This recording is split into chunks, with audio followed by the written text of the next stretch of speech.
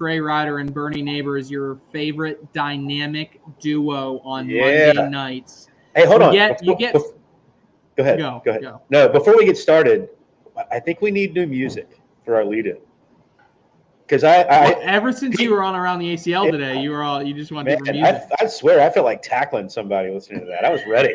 Line me up, coach. It's Oklahoma drill time. Let's do this. Yeah, for those of you that want a little something different in your lives, well, no Anthony this weekend. I mean, on Around the ACL tomorrow, when you guys can listen to it. It's a prettier Anthony Ione on Around the ACL, and Bernie just came on and absolutely lost it. Took over the show. Just lost. He's yelling at Michelle. Which is fun. He's just berating his points across the entire show. You don't want to miss tomorrow's Around the ACL. I promise you. You don't want to do that. So, good times. So you get your favorite duo. Wally's in the comments. People don't want Wally. They want Trey and Bernie on Monday nights, right? Actually, I shouldn't say that because then that means I'll have to do more of this. Yeah, then you're going to be stuck back on Monday nights. Yeah. Be careful what you wish for. That's true. Wally is everybody's favorite. Everybody's clamoring for Wally. That's what I said. Man. Don't kid yourself. Everybody loves Wally. Yeah. I mean, he gets off the live stream for 10 minutes. Someone else starts talking. It's like, who is this guy? Yeah. So what is happening? It's got to be all Wally. So, all right, ladies and gentlemen. So what are we doing? What are we doing tonight? Tonight, we are talking through all of the brackets for the 2023 ACL Bag Brawl. We usually split this over 2 weeks. We're doing them all tonight. Rapid fire. So Bernie and I's goal for the night is to get 8 brackets done in an hour. Remember the first time we tried this? It was like 2.5 hours long. I remember looking down at my watch. I was like, okay, that was one bracket. How much time? We've got 32 minutes. I was like, you've got to be kidding me. We have 8 of these to go through. So we're going fast tonight. People are going to see him, but we're going fast. So if you get spoken about tonight, feel good is all I'm going to say. Yes. Yeah, you feel very good. All right. So, we got the Bag Brawl this weekend. We're headed up to Portland, Oregon. All the tune-in information's coming out on Wednesday, but brief recap, we'll have live streams all day Friday, Saturday, and Sunday. The broadcasts on Friday, it's a late one on Friday because we're on the West Coast, so 10 p.m. Eastern. That's 7 p.m. local time, Pacific time. We'll have the Colorado Timber versus the Florida Freeze going head-to-head. Then on Saturday, of course, again, a late one. It'll be 10:45 Eastern. When we do our Bag Brawl finals, we'll do our doubles final 4, followed by our singles final. Of course, all throughout the day that day, we're doing singles live streams as well as some teams live streams. And then Sunday, 1 p.m. Eastern, so early one for us on the West Coast, 10 a.m. We'll be doing a live broadcast on CBS Sports Network of the Georgia Sliders versus the Chicagoland Spinners. So another incredible 3 days of cornhole action, the third ACL National of the season, first one on the West Coast of the year. And this is past the halfway point now, Bernie. It's so much fun. I mean, look, we complain about it because it is a lot of travel, and travel's a grind. Let's not, just staying in hotel rooms and, planes and whatever. It's a grind, but it's fun. And I'm looking forward to Portland. I was in Portland in the 90s. But I haven't been back, so I'm looking forward to it. I've never been to Portland. I like the Pacific Northwest. It's just a different vibe. It's a different feel for the country. We had a blast when we went to Everett. I mean, we played golf. I felt like, pretty sure we finished up. I was watching this golf. Yeah. I mean, we finished our round of golf. I was like, oh man, look at the sun's still out. It's 10:45 at night. It doesn't make any sense. So, all right, ladies and gentlemen, we're going to take our one break here, and then we're just going to literally talk for 7 hours. So, there we go. We're going to take a quick break. When we get back, we are going to dive into the pro singles and then pro doubles brackets for the 2023 ACL Bag Brawl. You don't want to miss it. Don't go anywhere. Back in a minute.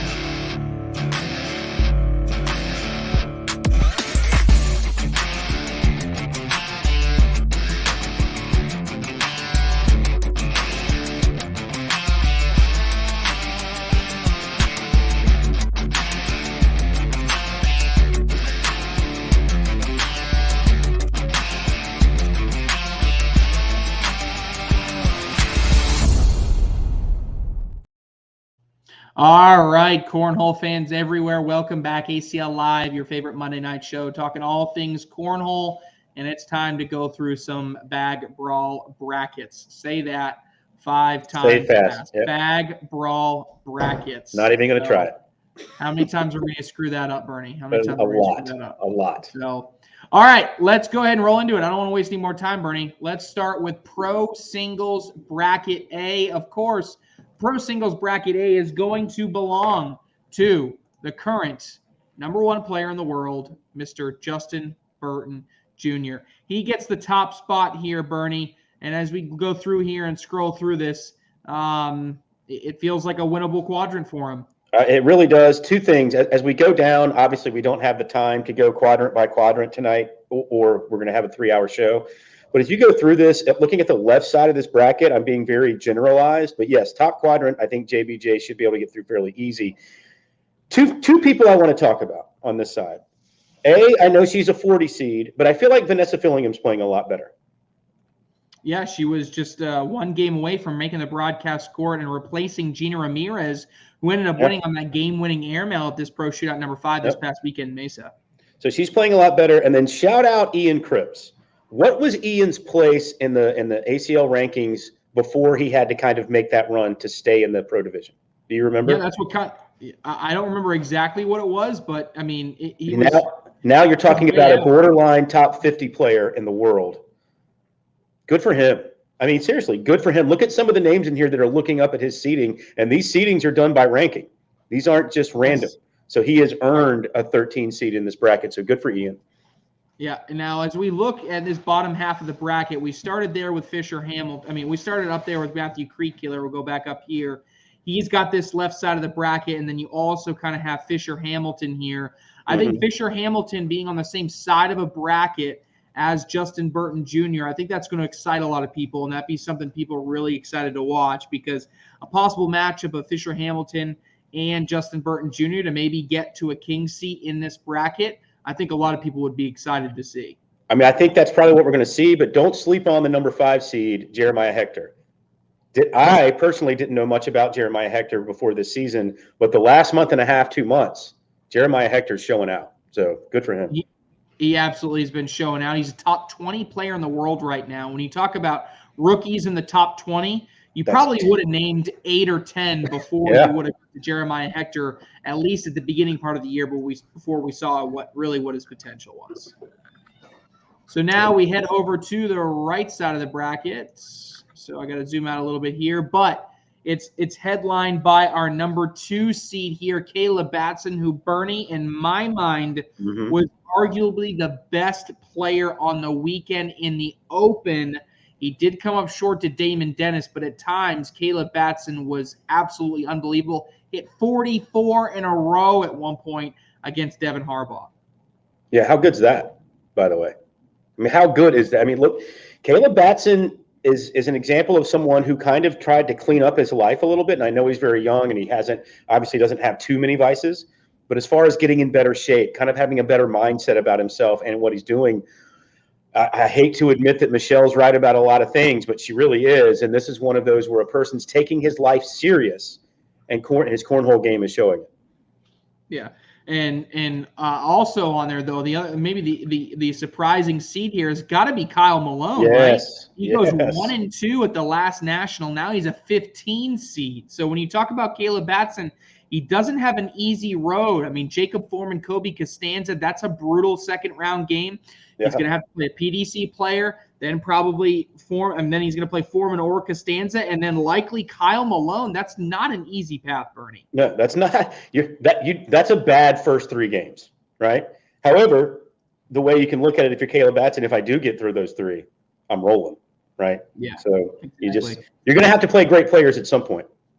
Next quadrant, Jordan Power, Eric Davis, not the top seeds in those 2 individual in that quadrant, but it's Zach Scheibner. Scheibner having a really strong start, really accentuated by his bracket final loss. Got all the way to his bracket final at the Cornhole Mania in singles. So that's why he goes all the way up to a 7 seed. He's going to continue to do that. He's just got one of those unique play styles, Bernie. His play style is so dirty.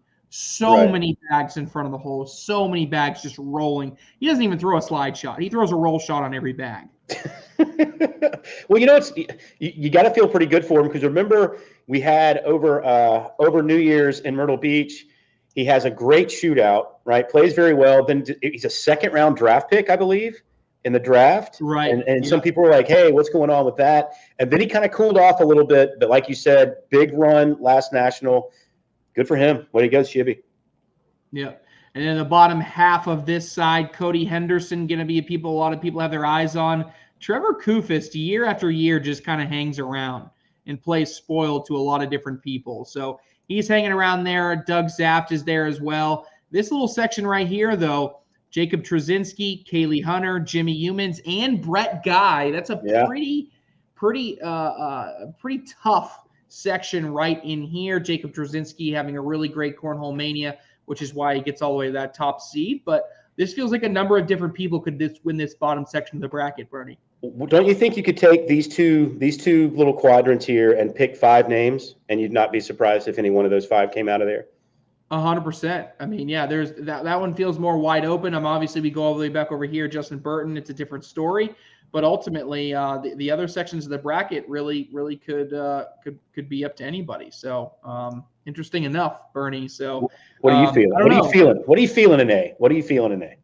Yeah, I mean, back and forth. I really like Batson. If we can get by, Kyle Malone early there, because Kyle has been just so good. I do like Trzynski. He's been on a hot streak. Burton Jr. I don't know. I think if I'm going to go crazy, I'll say that Fisher Hamilton's able to get Justin Burton Jr., knock him down, and maybe I'll take Caleb Batson out of this bracket, Bernie. I don't know. What do you think? I'm thinking JBJ and Kyle Malone play for a championship. It's a 13 seed? Or what was he, a 14? I can't remember. Let me find him again. No, 15 seed. 15 seed, Kyle Malone. Yeah. In January, February, we said he was easily the best player in the planet. Now you're talking about a 15 seed in his own bracket. So I'm going to say I'm going way out on a limb. Obviously, you could pick any one of those that you mentioned. I think Justin Burton Jr. is #1 player in the world for a reason. So I think he gets to that final. Watch out for Kyle Malone making it coming up from the bottom. I love it. I love the bold pick, Bernie. All right, drop it in the comments, ladies and gentlemen. Drop it in the comments who you think is going to take down bracket A. We'll go through some of those as we look through the second bracket, but we're doing 2 brackets per segment, Bernie. We're making good time here on bracket 1. So we're going to go ahead and dive in to the next one, which is going to be Pro Singles Bracket B. And, of course, the #1 seed in this bracket is going to be the current #2 player in the world in Alex Rawls. I look here in this section, Bernie. Sure, Derek King, Leston Allen can go on a run, but to me, this should be a section that Alex Rawls wins. Yeah, I agree with you. And as I continue to scroll around through these brackets, obviously we'll go down and see a name here in a second. But Philip Lopez Jr. is a dangerous 9, but obviously a player that's a little bit more known for his doubles play than his singles play. Eric Zockline, a name that you never know if you catch it hot easy. You never know what that could be like. Dakota Salee, kind of strange that he's down at 41 to me. I don't know why, but his talent level just seems a lot better than that. The way Alex Rawls' confidence level is right now, I see him having no real issues getting maybe to the king seat match. There are some names here that could give him some trouble, but I think Alex is just on a different level, even for Alex Rawls standards. And we're going to talk about his brother later, but don't you feel a little bit that his brother doing what he's doing is pushing Alex?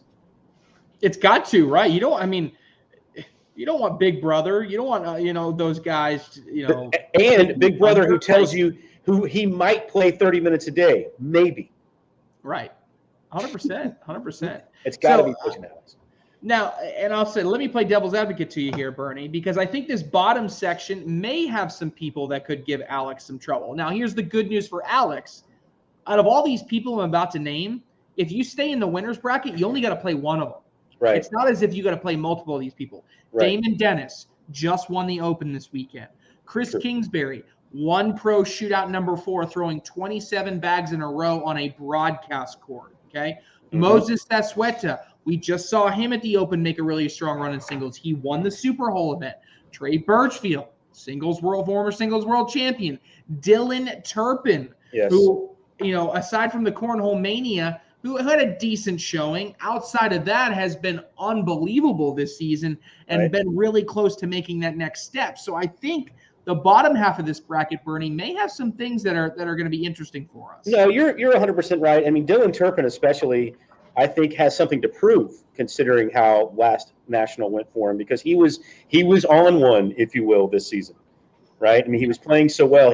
He was a game away from so many times to be on television, whether it was shootout, whether it was national. He was always right there until the last national. However, I don't know, man. I've got an interesting feeling about Alex Rawls. Now, maybe he gets a little complacent, like, hey, I finally won that national on TV. I feel a lot better.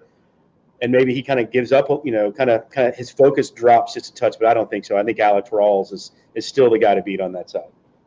Yeah. We got Mark Richards in here as your number 2 seed. So I think it's very interesting. You have Alex Rawls and Mark Richards in the same bracket. Mm-hmm. So absolute throwdown going to happen here to see who comes out of it. We also have Ryan Smith in this section, probably someone that's going to give him the biggest run if you're Richards. Ryan Smith at the 15 seed, a little bit alarming there. So very interesting on that one. Next section, you also have Windsor and Hissner, as well as Nico Morales. Wow, this is getting worse and worse. Ryan Windsor, Ashton Spies, Adam Hissner, Jimmy McGuffin, Nico Morales. Even Justin Stranger's been throwing really well. I don't like that section at all. I don't want to be in there. That is a rough little section right there. And then you get your 3 seed. In your opinion, who has had the greatest jump from last season to this season as a player? And Tony Smith can be the answer, even though he hasn't gone quite as far. He's jumping places, but very few, because he was already way at the top.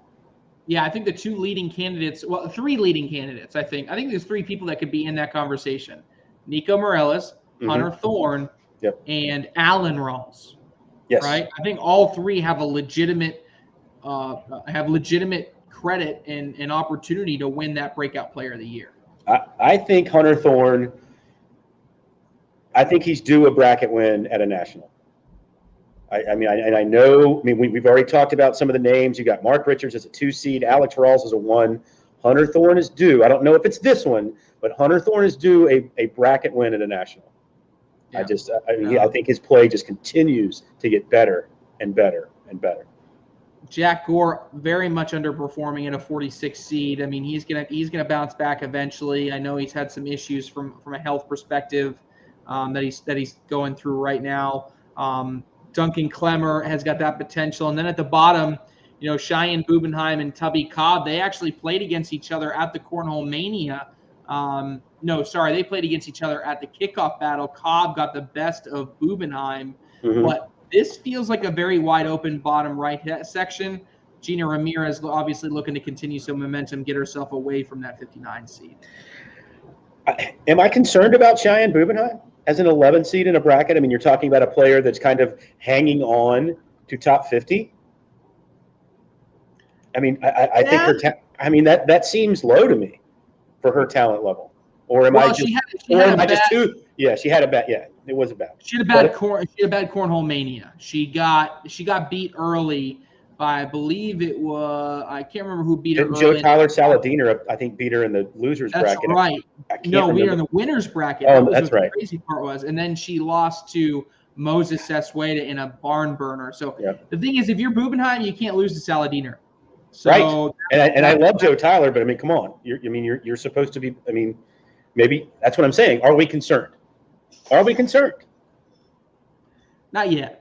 Not yet. All right. If I had 2 straight, then maybe that'll be a different issue. 2 straight, different issue. All right. We got 2 of our brackets down. You guys drop in your comments who you're thinking taking in this one. Bernie, who you like here? I think it ends up being Mark Richards versus Hunter Thorne in the final. 2 and 3 will battle it out. Well, so somebody's going to have to go down and come back up.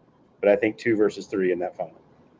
Yeah, I'll take Richards over Rawls. Close one. Barn burner. Absolute 30-round brawl. Yeah. Richard Rawls. So that's where I'll go. All right, let me see who you guys want. Bracket A, bracket B. We're going to take a break. When we return, we got brackets C and D for pro singles right after this.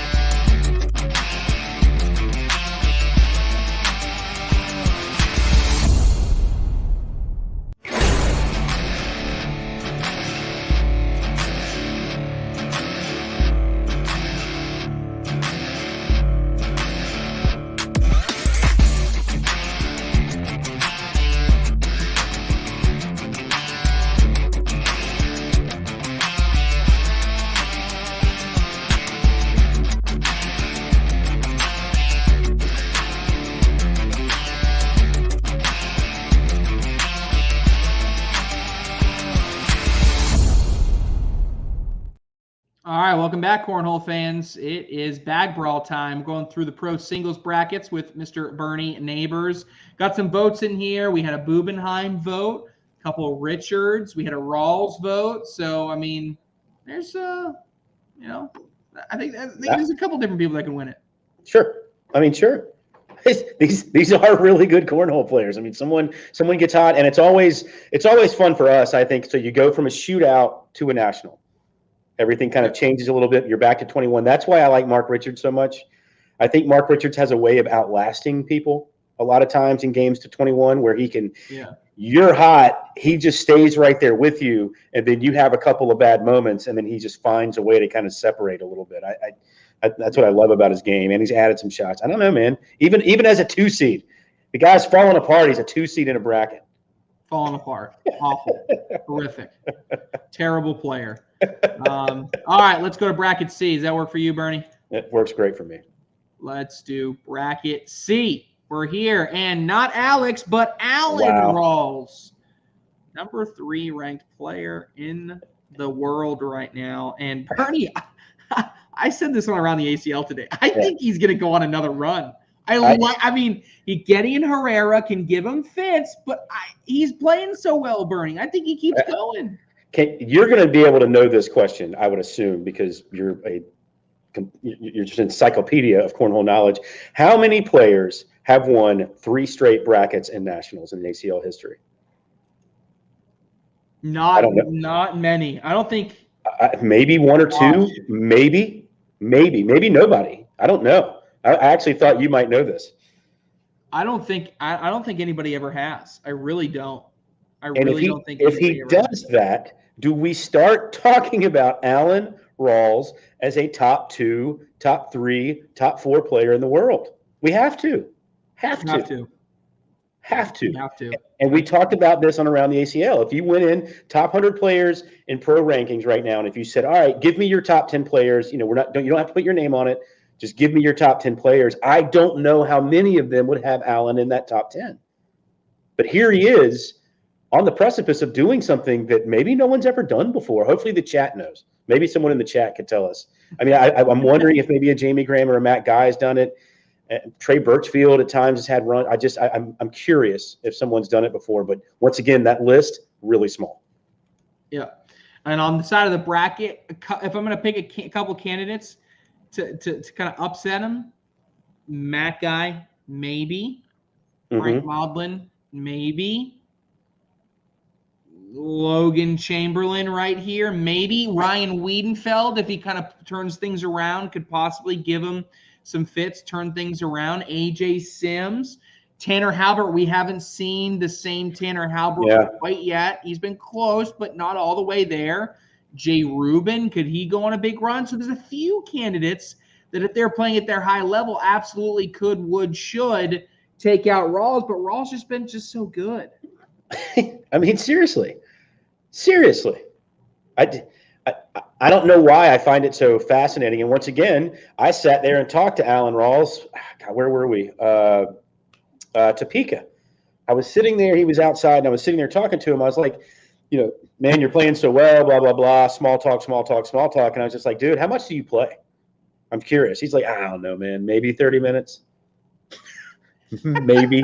I mean, maybe I do that a day. Sometimes I don't play at all, but then sometimes, I go out, I'll play a blind, I'm playing all night. So, but yeah, he's like, I don't know, maybe 30 minutes a day, which is crazy to me because I know there's people on this list that are grinding, right? Absolutely grinding every day.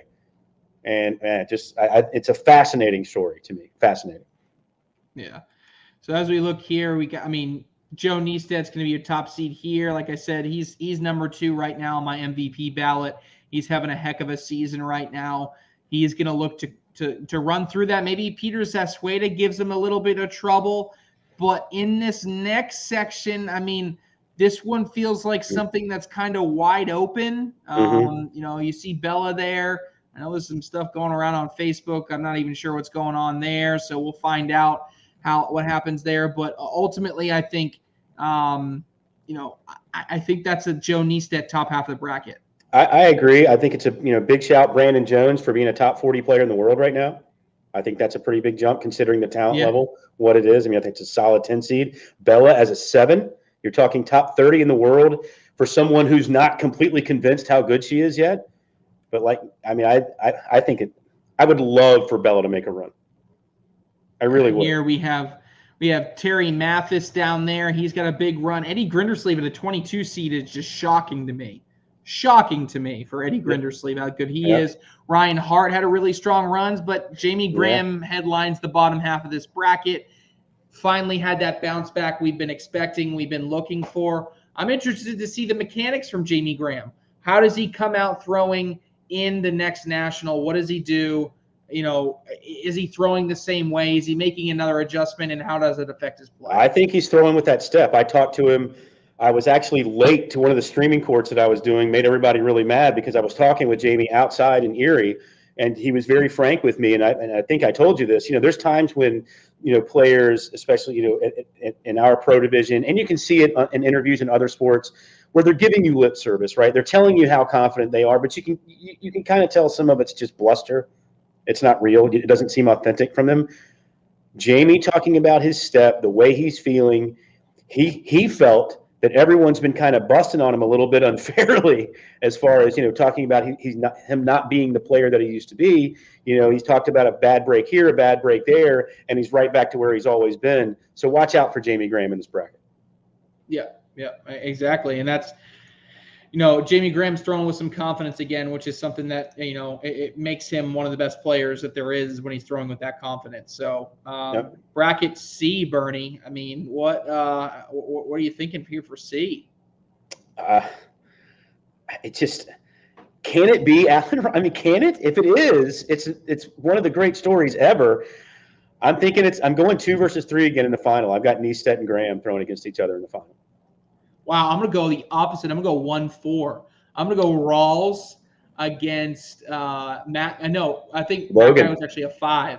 Yeah. So I'm going to go 1-5. I'm going to go Matt Guy, Alan Rawls in the finals here on this bracket. So that's, see if they can put it all together. If Alan Rawls does it again, I'm telling you, I become the biggest Alan Rawls. He supplants Cheyenne Bubenheim as my favorite player if he wins another bracket. That's all I'm saying. Yeah. So I don't know. We'll see. What does everybody think in the chat? Who are you taking in the finals of this bracket? Interested to see it. Well, while you think that over, let's go ahead and go to bracket D. Bernie, does that work with you? That works pretty well for me, man. I know. Bernie's like, let's just roll through them all. Let's get them all done. All right, next up we have bracket D, which means this goes to Mr. Devin Harbaugh. Devin Harbaugh's bracket. Here we go. He's at the top here, Bernie, and I think one thing is different here. I think he does have a possible big person to get through, and that's Josh Holland, because Josh is all the way to 33 seed. What is going on, man? Way too good, way too talented to be a 33 seed in the bracket. Yeah, just ridiculous. Absolutely ridiculous. As we get to the next section, we got Blaine Rozier. He's someone who has certainly had some momentum recently. I'm really excited to see. I just want to see if he can continue that going, because I think this is a section for him that is winnable, with the 8 seed only above him being Nick Williams, who is certainly having a good breakout year as well, someone who was not playing this well last season and has taken that step up this year. Yeah, I mean, good on Nick Williams and Blaine Rozier for being 8 and a 9 seed in their bracket. I mean, that's every year, I feel like the talent level just gets deeper and deeper and deeper in the pro division. So when people are making these giant jumps up with the amount of talent that exists, I mean, that's big time. Yeah. Derek Holland, the next big hitter on this side of the bracket. Jay Dotson had that really big run at the last event, but then again, down here, there's the man, right? Yeah. There's the man that is just absolutely going through people like it's no big deal. Tony Smith at the 5 seed. And I think the best question is here, and I'm not even saying this about a 1 seed, I'm saying about a 5 seed. Can anybody get in Tony Smith's way, Bernie? I mean, I still think Devin is the kind of player that can, but can we talk about the last 2 brackets, the 5 seeds, Matt Guy and Tony Smith? So apparently the 5 seed is where you want. You don't want to play a 5 seed in those 2 brackets, period. You do not want to play either of those guys at all, like at all. So, all right. So there is our left side of the bracket. Going on to the right side of the bracket, we have the 14-year-old phenom, Jake Gore, still holding down that 2 seed in a bracket. He's going to try to make a similar run again. I think he's got a nice bracket to try to go through on that top section. The question is, who's he need out of the next section? And really, is it Schermerhorn? Is it Ethan Walker? Is it Noah Almanza? I mean, I kind of like this path for Jake Gore to continue his run, Bernie. Yeah, we're gonna talk about how the who's going to be playing who to get to the king seat match from this side. I think it's kind of scary when you think about it, because I think it's going to be 2 teenagers. But Jake Gore, you can start talking about in the same breath with Alan Rawls. What if Jake Gore gets to another bracket final? 3 straight bracket finals as a 14-year-old. I mean, that's just ridiculous. I mean, he's sick with it right now. So that's awesome. And you alluded to it, Bernie. And we may have 14-year-old versus 13 or 14-year-old. I can't remember if Alex has turned 14 yet. Alex Hicks down there at the 3 seed. Now, the problem is I think Hicks has got a little bit more to get through. He's got to get through Gavin Cano there at the 19 seed, which I think is a pretty low seed from what I would expect from Gavin Cano. And then as we look down here in the bottom section, Eric Anderson starting to throw well again. Jordan Kimbrell, that really sneaky 59 seed, he's been running through brackets. Yeah, that is a tough break for Eric Anderson, I think. I'm not sure why Jordan is that low. I mean, obviously he had some issues at a national somewhere for his seed to be that low, but he has been playing as well as anybody in the last month. And all of a sudden you draw him as a 6 seed. That's got to feel a little unlucky if you're Eric Anderson. Missed the first national for his wedding. That's what it was. Hey, you got to do what you got to do, man. Got to do what you got to do. Tough break. Tough break. You can't even say that he had one bad national. He literally just could not go to one. So now he gets to pay the price. And Eric Anderson, there's your present right there. You get to play him. So, 14, 13-year-olds on the right-hand side. You got Harbaugh and Smith on the left-hand side. Bernie, who you liking here? I think it's 1 versus 5 in the final. Obviously, they're going to play each other to go to the king seat. The other one's going to drop down into the losers bracket and come back up, and that's going to be a war. That's going to be an absolute war in that final. It's going to be it's going to be Devin and Tony Smith. Tony Smith in the final. Yeah, you know what? And I can't pick a winner. I can't pick a winner out of that because that's going to come down to a break here, a break there. I'm picking the exact same final, Bernie. I'm not going against you. I love it. Tony Smith, Devin Harbaugh, two of the hottest players on the planet right now. Hopefully we get to see him play 3 times. That would be fun. Let's see him play 3 times. So yeah. I see what you're doing there. I see what's going on in your head. I like that. Let's go. Yep. All right, ladies and gentlemen, let me see who you guys like in bracket C and bracket D. Drop them in the comments, and we'll read them when we come back from break. When we get back from break, it's time to look at the doubles brackets, A through D, for the 2023 ACL Bag Brawl. Back in a minute.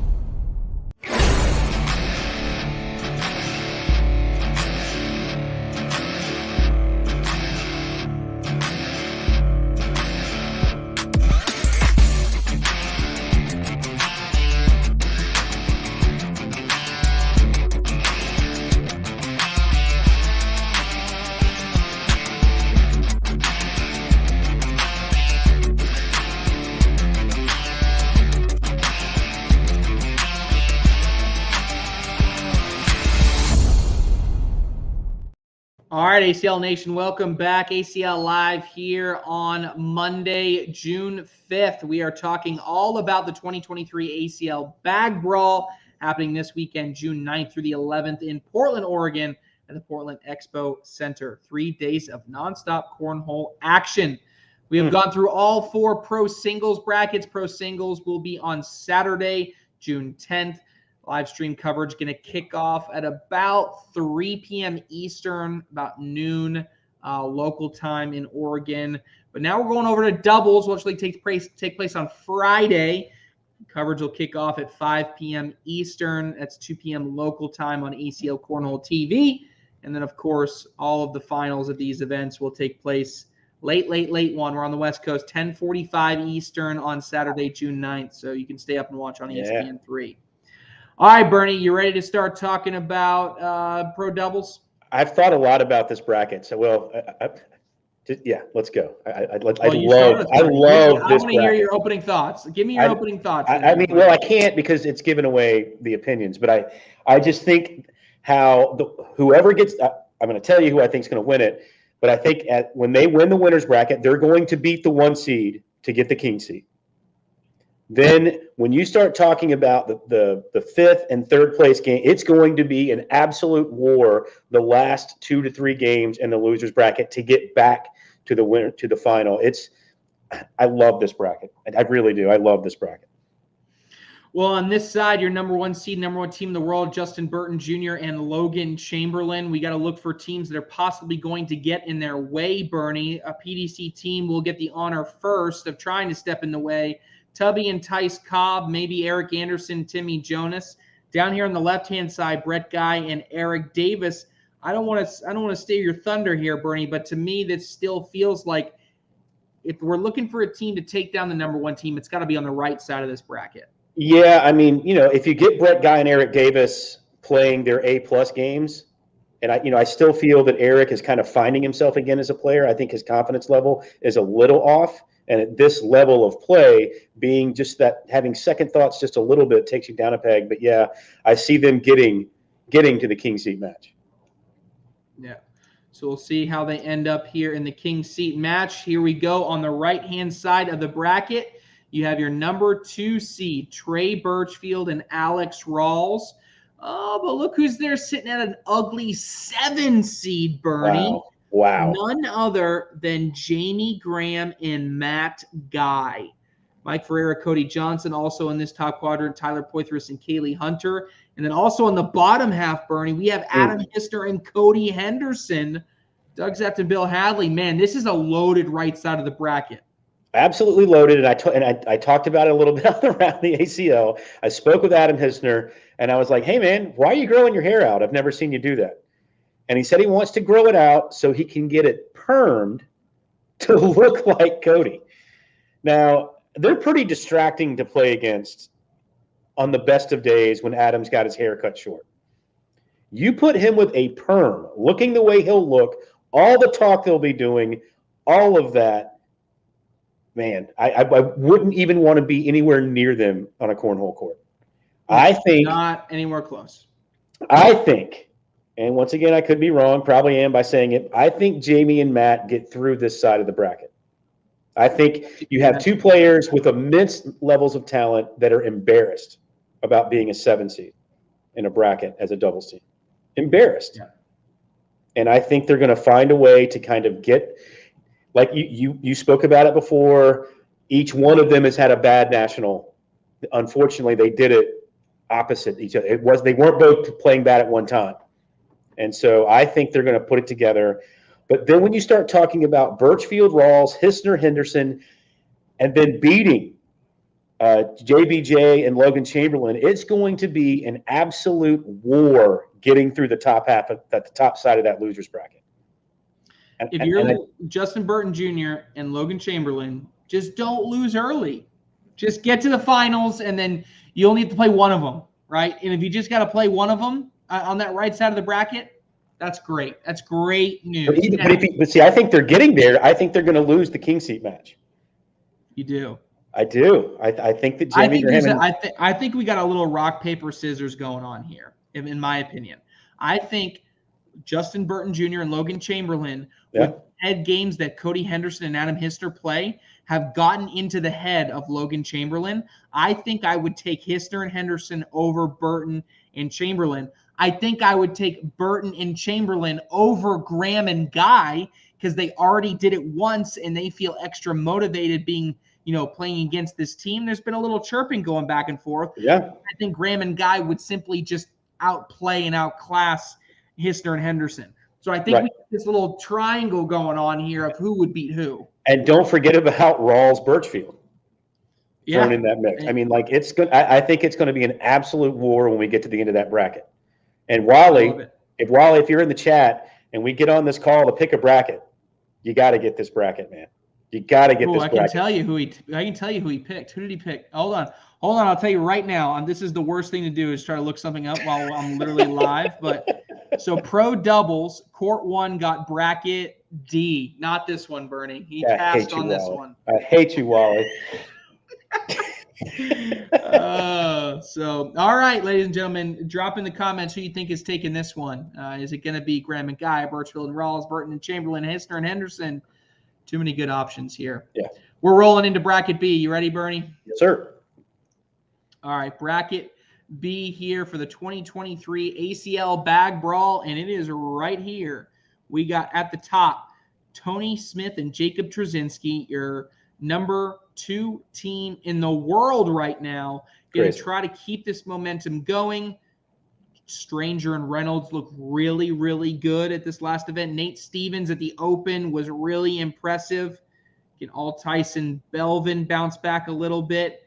But I think the best candidate to kind of maybe give him a run is going to be in this bottom left-hand section here, Bernie, whether it be Frank Modlin and Cheyenne Bubenheim, who are starting to bounce back, or Jacob Foreman and Matthew Creekkiller, who are showing shades of their 2022 selves. I'm going to say that Tony Smith and Trzynski are back in the finals for this bracket. However, I think they do it in the losers bracket. I think Foreman. I think Foreman and Creek Killer take him down in Game 53.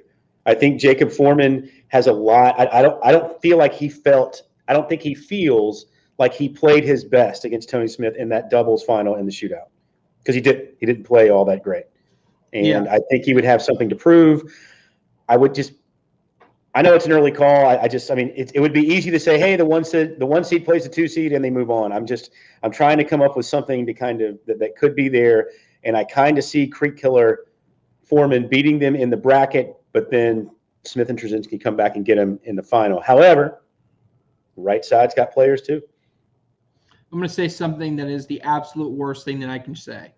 Okay. I cannot fathom a scenario in which Tony Smith and Jacob Trzynski don't make it to the bracket final with the way they're playing right now. No. That's nothing against Foreman and Creek Killer. That's nothing against Modlin and Bubenheim. That's nothing against anybody on that side, right? If they lose, it's because Jacob Trzynski had a terrible game. I mean, they're just playing so well right now, bro. Tony Smith is borderline unbeatable. He's playing so well. And if you think about it, Trzynski is the higher rated player in singles. And Tony Smith is still playing at a level that's insane. I didn't even see that. That's stupid. That is absolutely stupid. Right side of the bracket, Zockline and Halbert, they're continuing their deep runs. They're looking like a really strong doubles team again, top 10 team. Also, you got the world champs, though. You got Jay Rubin and Jordan Power looking to hold their spot down there. So I like the world champs to go through that bottom section of the bracket. And Bernie, I like them to go ahead and meet Tanner Halbert and Eric Zockline here on this right side of the bracket. I mean, can you tell me I'm wrong here? I can't. I'd like to argue and see if we could go 2 hours with this telecast, but I'm with you. I think that's 2 versus 3 coming on that side to get to the king seat match. If I'm going to pick a wild card, a dark horse out of there, I'll take Jeremiah Hector and Clint Parham down here at the bottom. You know, Jeremiah Hector, we've already talked about a little bit. I think too much pressure on Clint. Yeah, Clint. I think there's too much pressure on Clint to stay at that level for that long. Yeah, but the world champs, I mean, give them some momentum. I think, I love that game between EZ, Tanner, Rubin, and Power. To me, that's a pay-per-view game in my mind. It's also a lot of bags in the hole in that one. Yeah, and if I'm remembering correctly, yes, it is a rematch. It would be a rematch of the Final Four, the semifinal of the Pro Doubles World Championship, where Jay Rubin and Jordan Power took out Eric Zockline and Tanner Halbert. So it would be a repeat of what we saw in Rock Hill last season. So, hey, it would be certainly fun to watch. Absolutely. Who do you like? I'm going Smith and Trzynski. I can't. I'll take Smith and Trzynski over Rubin and Power. I think Rubin and Power have a really strong national this time. I think we're going to see them all the way in the finals. Right. I think Jordan Power may not yell he doesn't want it after hitting an airmail when it's like 7-5. Like I think he'll not do that this time. And so that'll keep him a little bit closer there at the end. I'm sticking with my prediction. I think Foreman and Creek Killer get him because there's whether it's Jacob or whether it's Tony, someone just has a weird off game and they get him in the bracket, but they come back, play him in the finals, and Smith and Trzynski beat him twice. All right, you got it. Who you guys got? Bracket A, bracket B. Well, we're going to take our final break, and when we return, we got only 2 brackets remaining. Pro Doubles C, Pro Doubles D, talking about the bag brawl. Back right after this.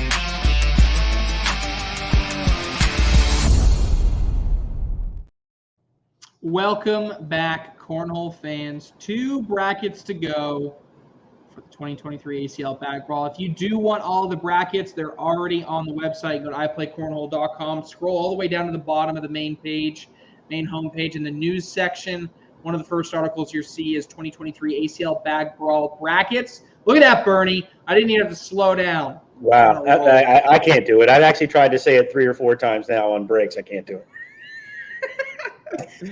Can't do it. So yeah. So if you want to see them all, you can watch them all there. Check out all the different matchups, and then all the matchups will kick off this Friday. So tune in and see it. All right, Bernie, let's do it. Let's do bracket C. Pro doubles bracket C.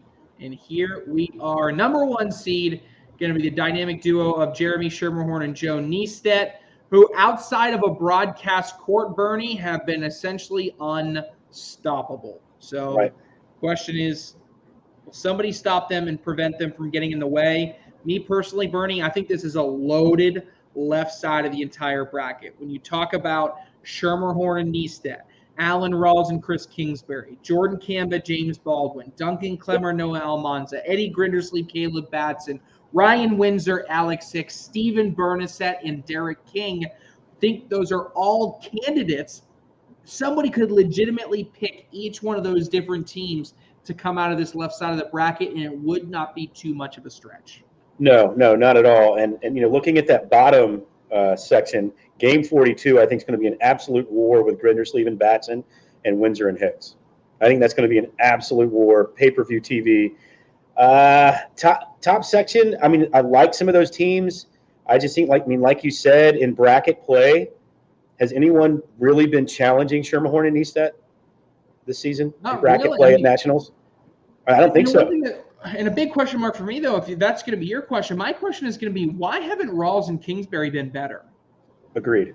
Right? Not that an 8 seed is bad. I mean, we're talking about a top 40 team in the country, that's nothing wrong with that, Bernie. But when you talk about Alan Rawls and Chris Kingsbury as individual singles players at different points in the season have been the best of the best, for them to only be an 8 seed, it feels like something's wrong there. Yeah, I don't know if Alan plays the same way in doubles as he does in singles.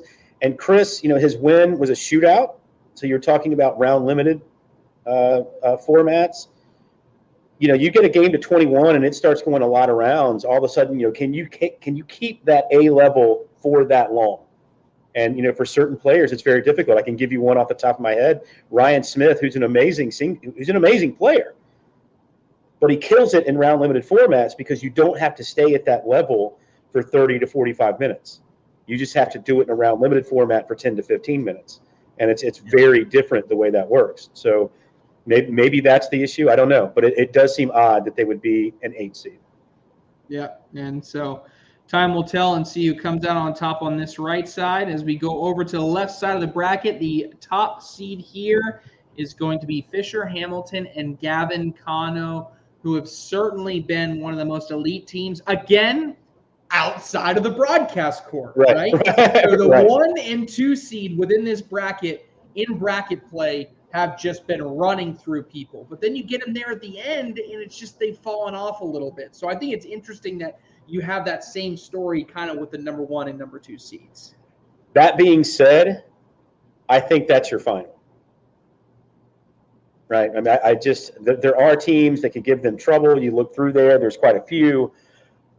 This bracket, to me, and no offense to everyone else in this bracket, especially, there's some really, really talented players, but this screams 1 versus 2 in the final to me. Fine for you, but I think game 15 here is an absolute brutal game. Peter and Moses Sassueta versus Devin Harbaugh and Nico Morales. What's going on with Devin Harbaugh and Nico Morales as a 27 seed?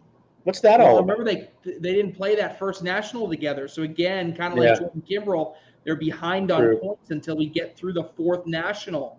Absolutely brutal, Bernie. Yeah, that is. I mean, I think that's really unlucky for Moses and Peter as a 6 seed, kind of like we talked about in singles with Eric Anderson being a little unlucky with his draw. I think that's a terrible draw as a 6 seed.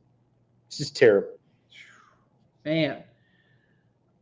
But that being said, Fisher and Gavin have been playing so well in doubles together. So well. I mean, like you stated, until they get to the broadcast court, they're one of the 5 best double teams in the world. Until they get there. So look, no one's a bigger Devin Harbaugh fan than I am. I'm just saying that bracket screams 1 versus 2 to me. You going 1 versus 2? I'm going 1-2. I'm going to go 2 versus 21. I'm going to say Devin Harbaugh and Nico Morales get all the way up to 27, bro. 27, seeds. whatever. Yeah. 27, whatever.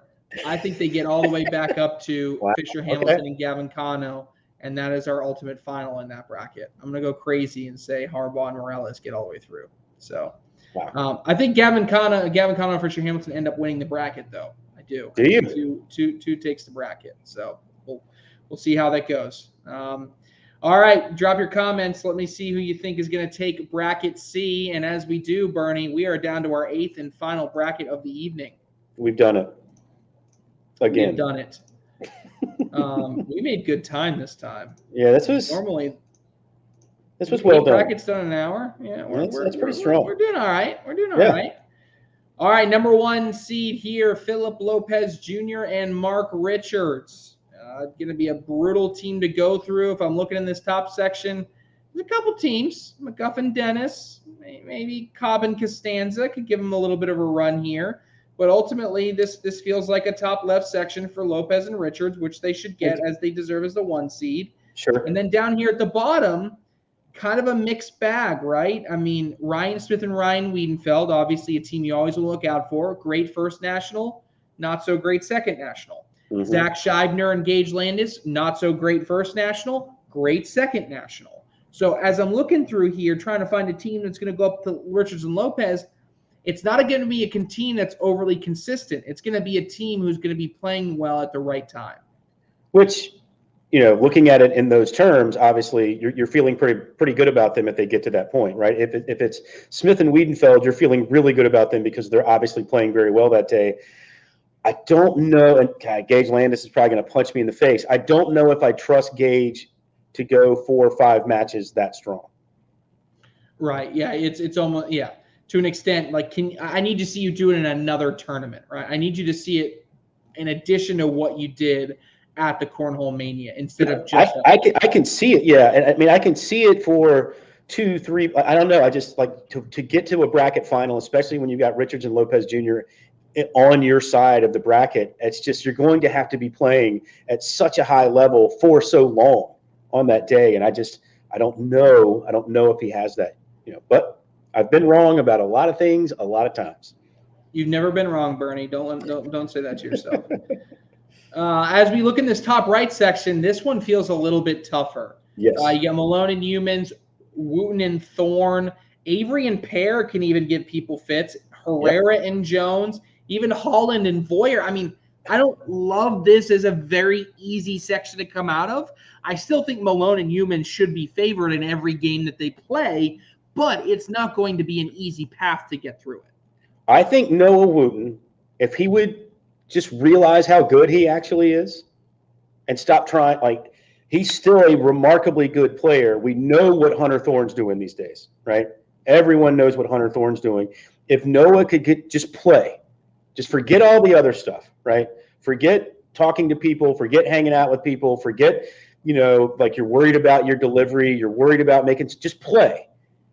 I think, what number would that match be? Game 21, could it be an absolute war with Wooten, Thorne, Malone, Humans? And you'd be the second round. Yep. Now down the bottom section, I think game 15 is another brutal matchup. Yeah, Jake and Jack Gore against Jordan Kimbrell and Blaine Rozier. Again, because Kimbrell missed that first national, they're stuck with a bottom seed, and that is a brutal, brutal matchup there at 15 for both teams. Yeah, I do still like the Gores. I think, obviously, you're looking at seeds, but I think the seeds play out here. I think you get the 6 versus the 3 in game 44. with Turpin and Franklin going up against the Gores, and that's a coin flip to me, the way that Dylan Turpin and Caleb Franklin have been playing as a doubles team this season. So yeah, that's true. I look forward to finding that. Hey, and apparently I've got this bracket, so I'm probably going to be calling that match.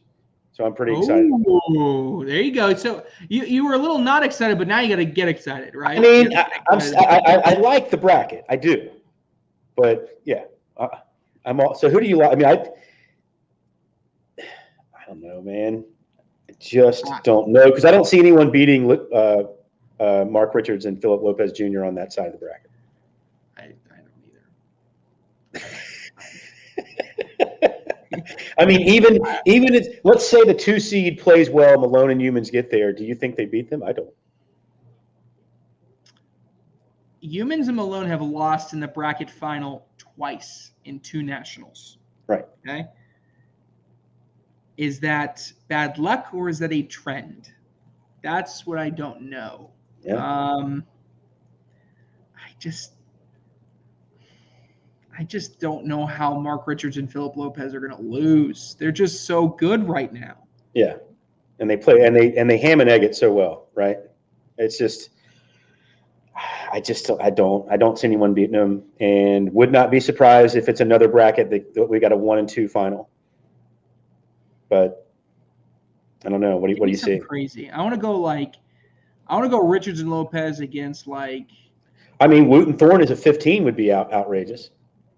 Yeah. What about Gore? Is that not outrageous? It's a 6. I know. I mean, it's kind of outrageous because Jack has been playing well. Yeah, exactly. Last year, it would almost be more expected last season when they would come out of Jack has not been playing the same way. I mean, Jake, if you take 2022 Jack and 2023 Jake, they may not ever lose. Right? They've probably got a national win this season. Yeah. Right? I mean, just outrageous. All right, team. Well, that's it. Wow. Way to go. Way to go, everybody. Hour and 7 minutes. I mean, come on. What are we doing? Give yourself a hand, everybody. That was awesome. I know. We actually talked. I asked like 8 brackets, man. Are we going to say anything about these brackets going through them? But we did. Yeah, this guy's been playing. This guy. Okay. Oh man. So, all right, team. Appreciate you guys tuning in. Another episode. You got to give a winner. You got to give a singles winner and a doubles winner, dude. I haven't written my preview yet. I need to do that tomorrow. But I made a hot take on Around the ACL today. I said Smith and Trzynski win back-to-back nationals. I think they are playing that good right now. I think they win it. In singles is so much harder. Yeah, it's true. Part of me wants to go Devin Harbaugh. Part of me wants to go, just when we thought Justin Burton Jr. wasn't going to win again, he does it again. I mean, part of me says Richards is due. I don't know. Singles is impossible. Singles is impossible, right? Too deep. But what about you? I don't know if I can give you a winner. I do think that Matt Guy and Jamie Graham make a final, and I think they do play Mark Richards and Philip Lopez Jr. in that final. Now that's some heavy hitting cornhole right there. That's powerhouses going head That's to head. That will be fun to watch. Yeah. All right, ladies and gentlemen, it is past my bedtime. I'm going to bed. Appreciate everybody tuning in. 2023 ACL Bag Brawl, ESPN and CBS. Tune in all weekend long. ACL Cornhole TV. Go to iPlayCornhole.com for all of those details. For my partner in crime, Mr. Bernie Neighbors, this has been Trey Ryder saying so long, and we will see you in Portland, Oregon this weekend for the 2023 ACL Bag Brawl.